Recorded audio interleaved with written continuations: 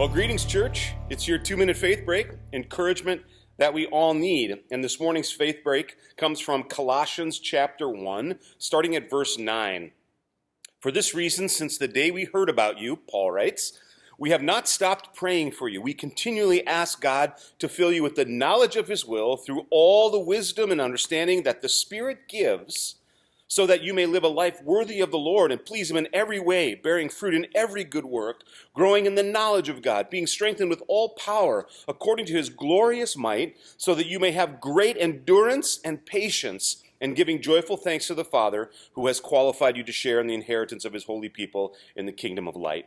And it goes on, but it's just this beautiful verse that Paul is writing to the church in Colossae, the book of Colossians, chapter 1. And particular verse 11 there, strengthened with all power according to his glorious might, so that you may have great endurance and patience.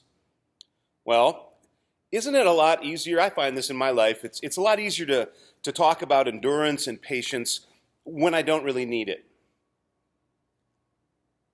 I can expound in wonderful terms when talking about endurance and patience when it's not something I'm really having to draw on.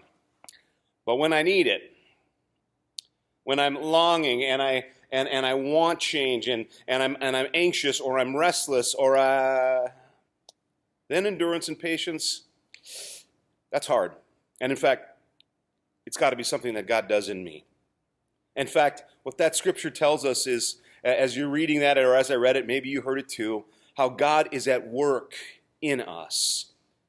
How the Spirit gives, the text says in verse 9, so that you may live a life and be strengthened with all power. This is from God. This is the work that God is doing in us now. It's hard to be patient and have endurance. It's impossible if we're drawing from ourselves. But if we rest in the Lord and his Spirit works in us, then, even now, we can grow in faith and hope and love towards him and towards each other with endurance and patience and power. Have a great day.